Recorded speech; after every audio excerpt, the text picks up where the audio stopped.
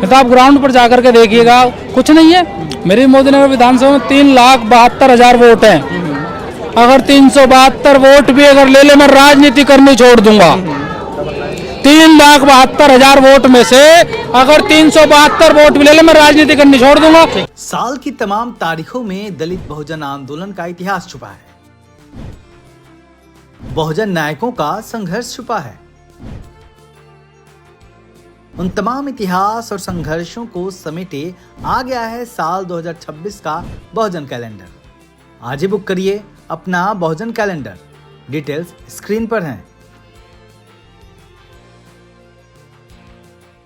आप लोग कहां से हैं? गाजियाबाद से। गाजियाबाद से। यस। तो आज की रैली क्या परिनिर्वाण दिवस है बाबा साहब का, जो लोगों का हुजूम उमड़ा हुआ है, इसको किस तरीके से देख रहे हैं आप? इसके मायने क्या है?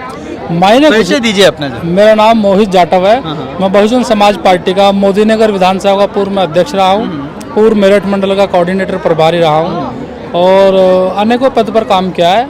बहुजन समाज पार्टी के हम कार्यकर्ता हैं। ठीक है। तो युवाओं में कहा जा रहा है कि चंद्रशेखर ज्यादा लोकप्रिय हो रहे हैं, किसने कहा है?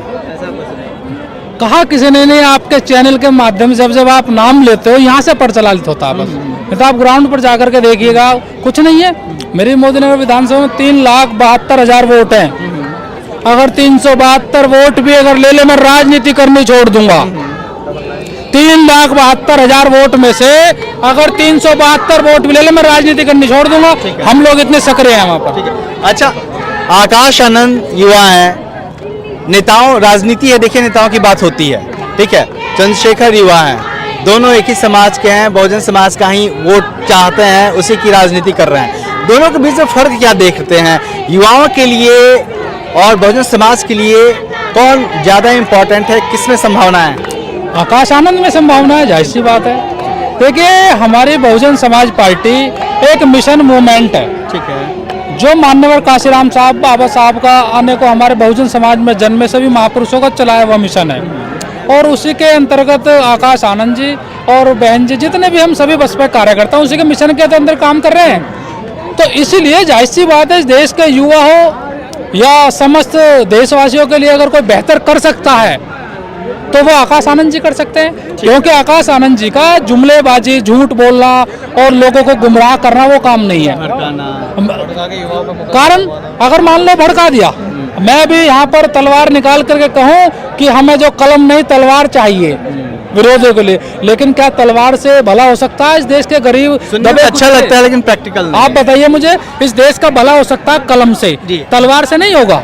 2007 से 12 तक बहन जी की सरकार रही, ठीक है। आज एक बड़ा वर्ग जो है वो यूथ है, उस समय वो छोटा था, उस दौर को नहीं देखा उसने, बहन जी का, माननीय कांशीराम जी के आंदोलन का दौर को।